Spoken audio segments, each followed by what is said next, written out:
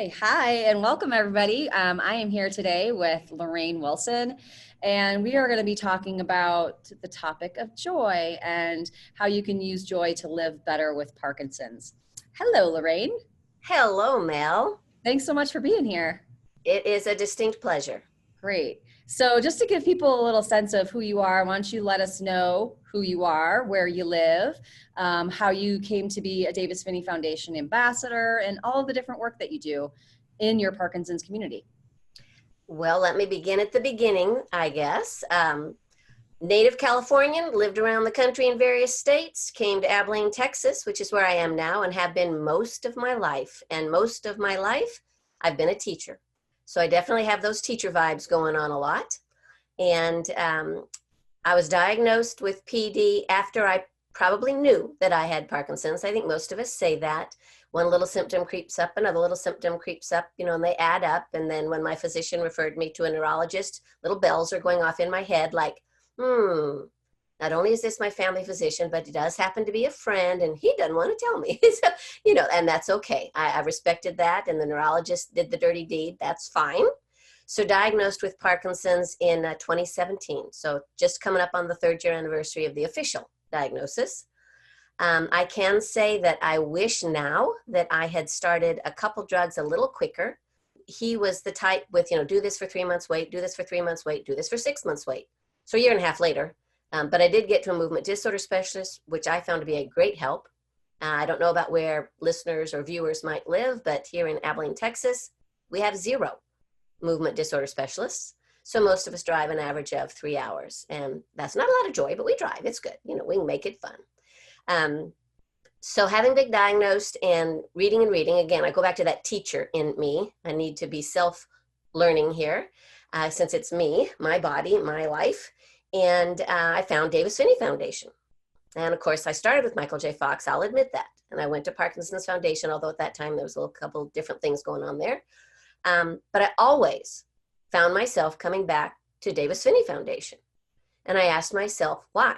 And I knew quickly why, because it was about living well today. It was like, folks, we all want research to go on. Sure, we want a cure. We want this, we want that. But right now, I need something that helps me today. And that's what I found on the Phinney Foundation. And I looked through all the ambassador bios and happened to be upon the time that they were seeking new ambassadors. Well, I'm a take action kind of person, and I found out what to do and how to write down some things and fill out some forms, and later found out that I was going to be an ambassador. And it has just been wonderful to be able to use that resource base and all of you, all the people at the Phinney Foundation and all the other ambassadors and just everyone we meet. And my journey, I'd say, with PD has been very much not protected, but helped by people that knew more than I did to begin with. And so now I, in turn, am trying to, as an ambassador, help others. And I also have become the leader of the local support group. And we've done some local research projects because I was a teacher, yes, but I'm actually a professor of kinesiology at a university. So we have research going on, and that's great. But one of my very personal, buoyant attitudes, behaviors, always revolves around joy. And so I'm delighted to always have opportunity to talk about joy. Great. Thank you so much for that intro. We love having you as an ambassador and seeing you at all the different events and getting to see you in person and participating in so many of the different programs we have. So thank you so much for that. Yes, the topic of joy. So I want to make sure that when we're talking to people, we're not being, flippant about, hey, just choose joy. Everything's going to be great. We know that that's not the case. And so I really love the way that you talk about it. You're not just this surface, hey, I'm going to smile through life. Everything's hunky-dory all the time.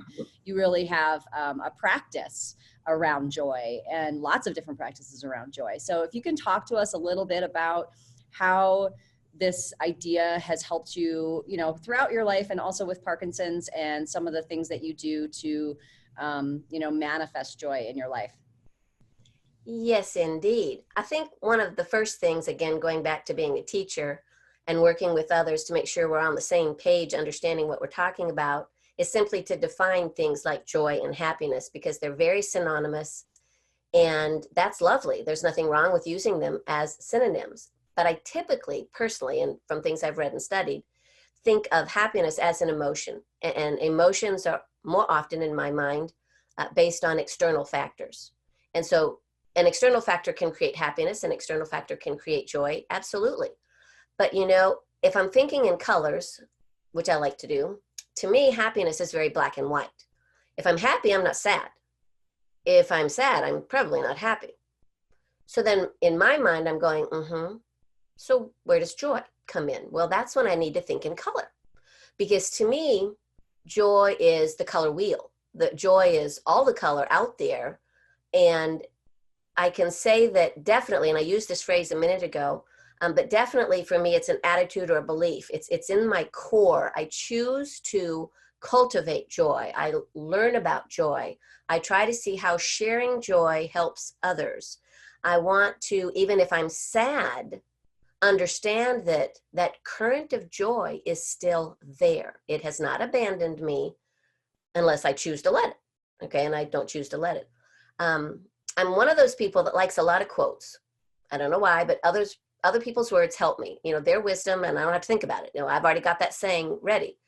And one of the ones that I really like is from, I don't know if I'll pronounce his name correctly, but I say Henry Nouwen. And he says that joy does not simply happen to us. We have to choose it. And here's the key, keep choosing it every day. And so if I go days feeling grumpy, it's my fault, I think. I try not to be a victim of circumstances. I try not to blame others. It's like, hey, Lorraine, what is going on? Oh, I kind of forgot to pick joy. Hello. And it's okay to have those down moments. I remember distinctly when the neurologist said, yeah, this is Parkinson's. And I had read about a clinical diagnosis versus a medical or a laboratory type diagnosis. But in my mind, I was going, is that all there is? I was thinking Genesee, and I was thinking songs, like, no, it can't be all there is. But it's kind of like a letdown. For me, it was like a letdown. And I can't say I felt very joyful leaving the building just because I had an answer, wasn't an immediate joy response. But later, interestingly, a friend who likes words and wordsmithing as much as me sent me a card. And on the cover of this card is a word with a definition, black and white, and it says Fergun. Have you ever heard of Fergun, F-I-R-G-U-N? Okay. Well, I hadn't either. She was teaching me, leading me, holding my hand and helping me see that, hey, here's what's going on. And so Fergun is an Israeli concept, and it means being happy for what's happening to others. And despite what's going on with us, which is kind of irrelevant, but it's just, to me, a very unselfish joy. And she knew that I wasn't extremely happy with the diagnosis. I mean, who would be? No offense to anybody, but yeah. But she said, I'm really happy that you're going to cope with this. You're going to find a way to make this okay. You're going to find a way to work with other people that have Parkinson's. And she's way ahead of me. She's just way ahead of me. And I'm thinking, oh yeah? Well, let's see. What is this Fergun thing? So I found that incredibly freeing, that she didn't see the diagnosis as a jail cell. And I appreciated that. So I started thinking, well, I've always, not always, but long time, I've cultivated joy. And it was so funny, Mel. I remember in one of your emails before we set this up today, you said, maybe share a few things, about what you've done or what you've made. And I looked around the house. Mel, there's nothing in my house because I've given it all away. Okay, if I make something that is joyful or even uses the word joy, it's gone because I've given it away. Now, when you walk in the front door, I do want to have a setting for joy. And so I have the quote from Emerson, scatter joy. Love it. Okay. If you take 3 or 4 more steps, you see the hall tree. Well, I've got a tin cut out of the word joy hanging there, very subtle, but you'll see it. Okay. When you further walk in, and part of this is that Ingrid Fettel-Lee, I love her book, Joyful. It's got a whole long title, but it's all about our environment and how we can set ourselves up for feeling good and feeling joy. Well, I have to tell you, my couches, they're not black, they're not gray, they're not blue. My couches are covered in red. I've got stripes and colors, and I want joy around me, and I choose to do that. My activities are joyful. Exercise, oh my goodness. Exercise, sometimes there's a burden, but I'm telling you, even as long as you get the exercise done, whoop, the relief, the exercise is joy. You feel better. I love that. I don't know how many persons might be persons of faith. I am Christian faith. And I find so much from a biblical view about joy as a fruit of the Spirit. So there's joy, love, peace, patience, kindness, all those good things. And so I think that joy is coming out of my soul, and it's at my center, and I'm grateful for that opportunity to feel that deep, deep, deep joy. A friend of mine gave me a book, and she was so excited she had found this book. This was just a couple of weeks ago, and it's about joy. I hated to tell her I had the book because other friends have found that book, and I love having multiple copies of the book. But it did remind me by going through it that there's a lot of words you can put in front of joy that should help you in any moment pick one of those phrases to move forward instead of getting stuck. So there's things like recognize joy. That's nice. You need to make sure you know what's going on. You can't choose it. You can't scatter it if you don't see it for what it is. I think there's double joy. There used to be a Double Mint TV commercial. I'm showing my age, and these twins had gum, and it was all double. Oh, yeah. Okay. The concept of embracing joy.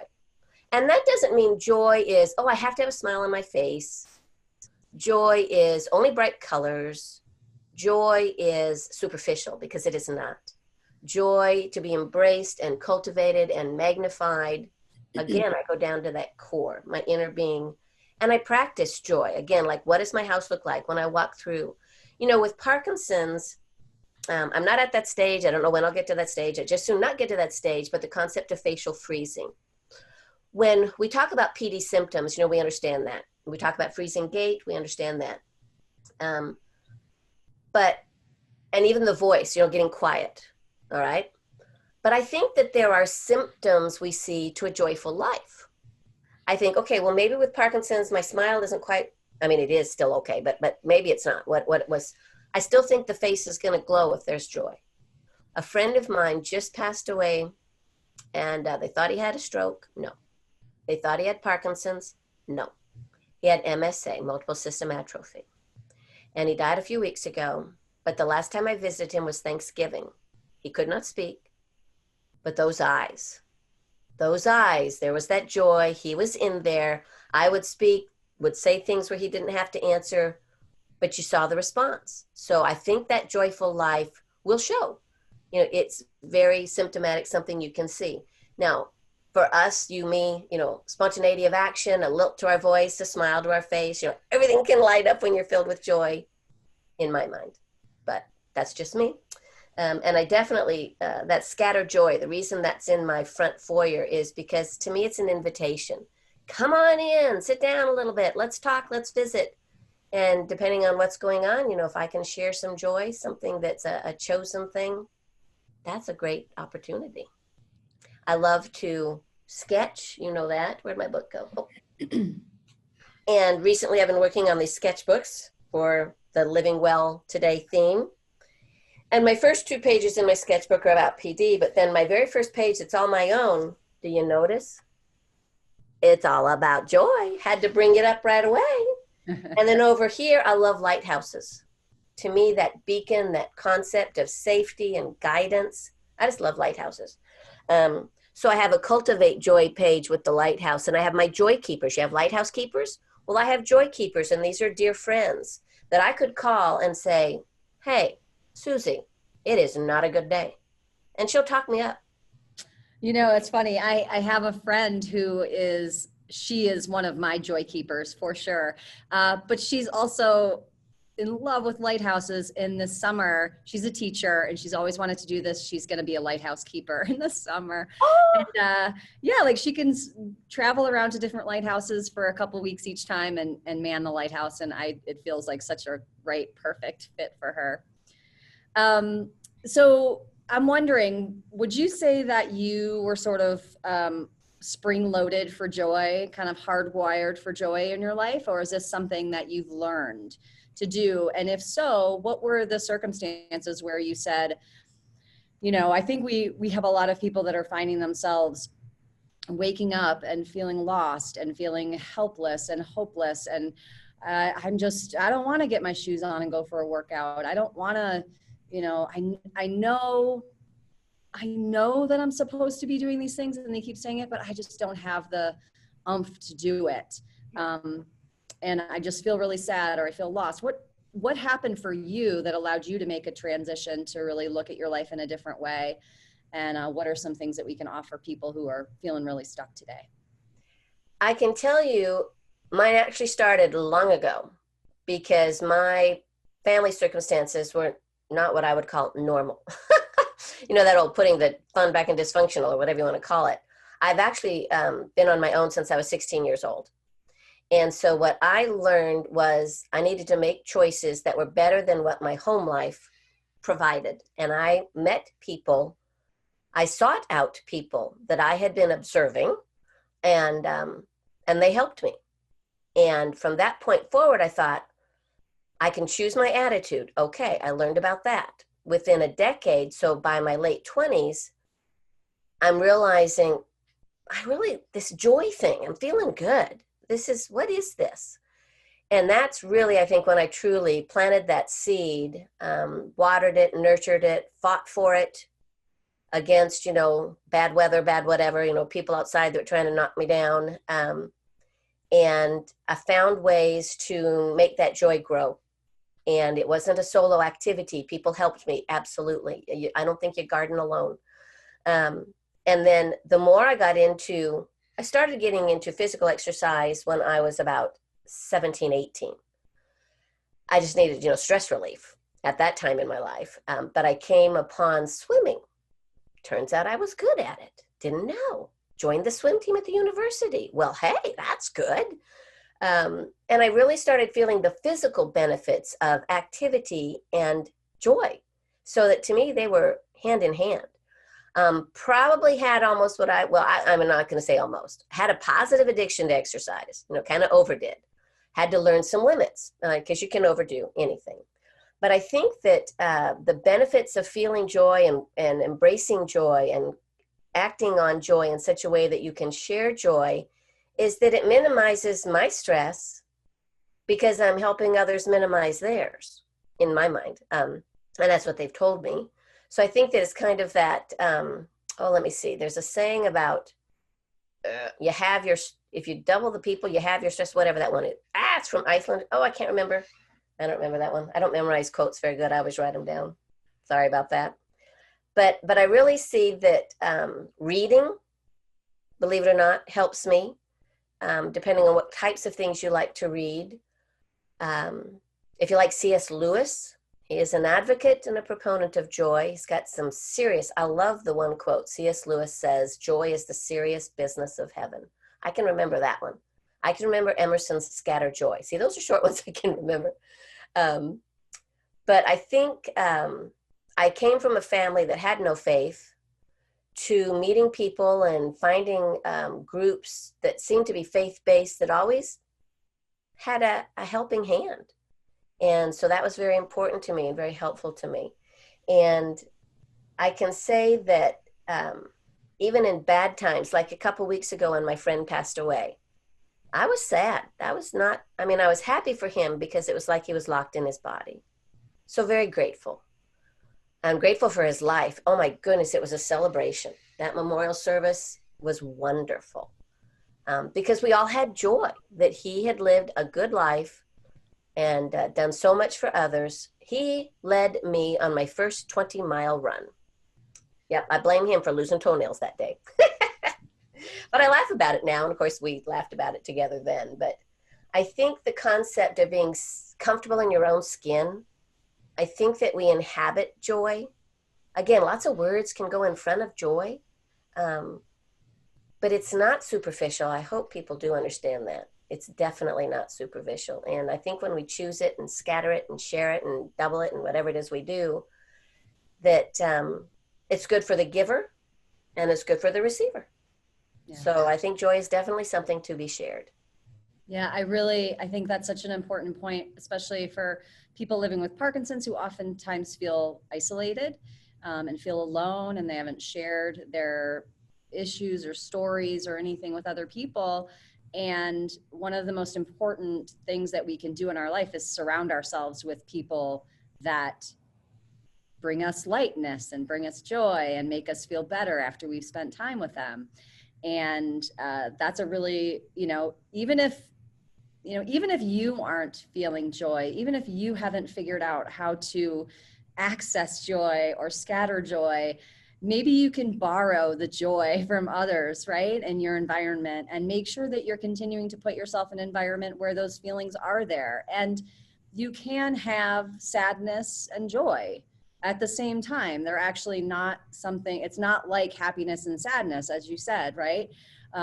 So there's always that opportunity to, even if you're in that moment of, I feel terrible and I don't want to do this, and I'm mad at the universe, and I'm mad at my doctor, and I'm mad at this and that. Right now, right in this moment, I'm still going to choose to put on my favorite rainbow shoes and find some joy in there, right? Right. That is so true. And it's been a joy to lead the support group. I was reluctant. I really was reluctant. Talk a little bit about that. Yeah, because I wanted to devote my time to the research projects and to the Phinney Foundation. And I thought, can I spread thin? Can I do more? And it really hasn't been a spreading of thinness. It has been a thickening. It has been a conjoining. It has been double the fun, or whatever you want to call it. And indeed, we've been meshing with each other well month after month. I started last September. And so we only meet once a month. And so in these ensuing months, the participants have commented that they like the tone of the meetings. They like the way we're addressing, and we're using EBC curriculum every other time. And, the whole concept of, well, what are some of the actions I can do? Well, if you like music, are you still listening to music or making music? If you like drawing, are you drawing? You've never drawn before? Try it. And I brought sidekicks in, and oh my goodness, that was incredible. And we're doing it again, which is wonderful.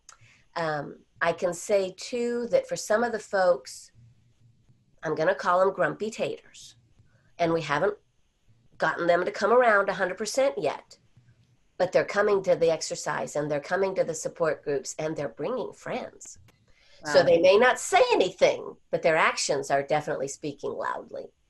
And I think we need to sincerely be observers. I think I had to become an observer of persons as a teenager to see, where was I going to find a helpful path, because I was working, going to school, and I was, didn't have a permanent home. I'd stay with this friend or that friend. And so as an adult, I can now be the provider for others. I can be the person who is that shelter. I can be the person who, when I find a newly diagnosed person with Parkinson's, especially some of the recent ones are young onset. And, there they are with small children still, and they're working and need to work. And then they're coping with these new things about Parkinson's. And so I didn't have young onset. I was 62.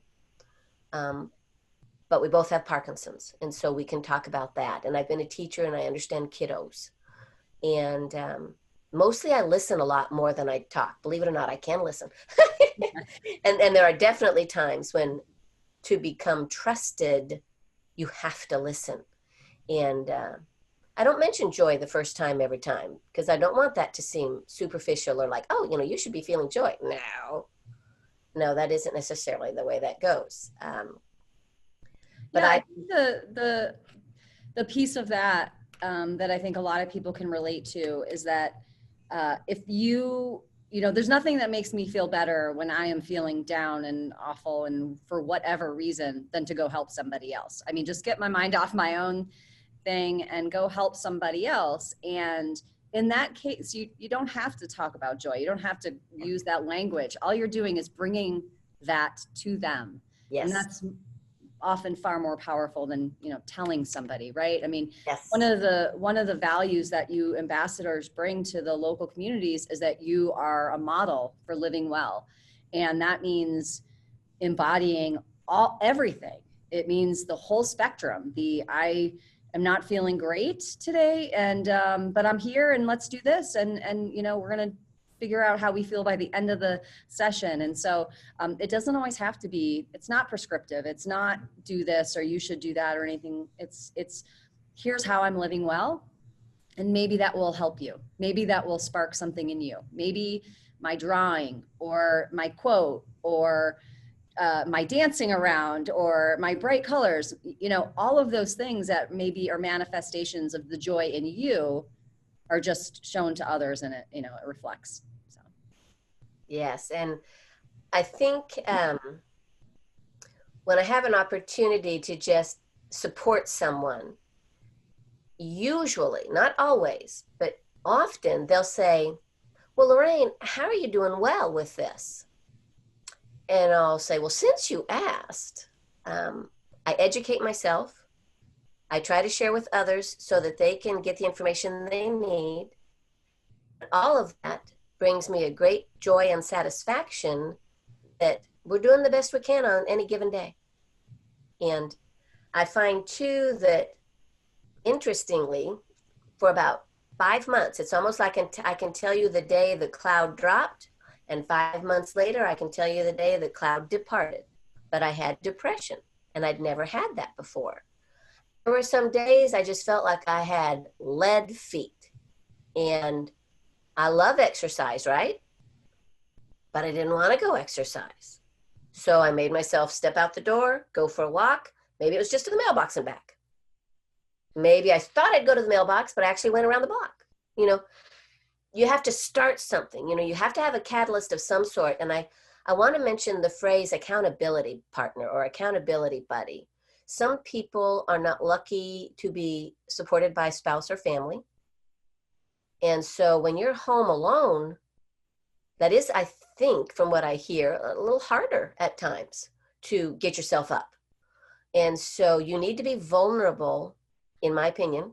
Be vulnerable, call somebody and say, man, I'm sitting in this room and I don't want to budge and I know I need to. Come take me out to eat. Let's go to coffee, you know, I'll treat, whatever. And see if you can get out of that dark hole. But you have to take that step. Something has to happen. One of the mornings I was just really in a pit. I thought, okay, I like writing letters. I like getting letters. I'm going to write some letters. And then I started writing. Well, they didn't sound very cheerful. So I thought, okay, you have to write a nice letter. Write something. Okay. And I did that. And I mailed 3 letters that day. And it was wonderful. And then another time it was before adult coloring books were popular, okay? And I don't remember what coloring book I had. My husband laughed that I liked crayons and coloring books, but on long trips, I got bored doing other stuff. Well, I avoid the bored word, but you know what I mean. I want to do something different. So I was coloring. And he just laughed because I wasn't coloring anything correctly. And I said, you know that song? And there's a song from like the 60s or 70s or whatever about, you know, red roses are red. No. You know, color in blue, color in purple, color out the lines, whatever you want to do. But sometimes you have to like shake yourself a little and do something unusual and different. Give yourself permission to do that. Like you had mentioned earlier, dance around the house. Sometimes I'm thinking, are there cameras in here? You know, I hope not, because I might just be, you know, mopping and singing and acting silly. My cats look at me like I'm nuts. But I think for me, that 5 months, it actually was it was a hormonal thing. I had a hysterectomy, and my body didn't respond really well. But again, it lifted 5 months. I mean, I was probably lucky, very fortunate that it was only 5 months. But on those funky, dark days, I would just do something that I wanted to do. And I started volunteering at a local hospital because it forced me to get out and do something outside of my normal box. You know, I love that. What I used to do with the clients that I worked with sometimes is when they were in a good you we would come up with things that they could do when they were not in the good place, right? Because sometimes you get in the not good place and then you can't even come up with an idea, right? You can't do anything. And so you go back to that thing and it just says, yes, write a letter. Okay, I can do that, right? What is like the least friction thing I can do that might move me? And maybe it's clean my refrigerator. Maybe it's, like you said, write a letter, listen to my favorite song. But they found it really helpful to write a bunch of things down when they were feeling good, that they could access when they were like, oh, I guess the most I can do is pull that paper out. Like I can pull the paper out and then I can figure out something. So that's another little trick to try out. That's good. Thank you so much, Lorraine. I loved having this discussion with you. I think it's going to be super helpful for our community. And I'm going to leave a bunch of links for people for the books that we talked about and some of your sketchbook posts that are super inspiring, and it's made me sketch. So hopefully it'll get some others to sketch. And we will definitely be talking to you soon. So thank you so much. You are welcome. Thank you for letting me be in part of your day.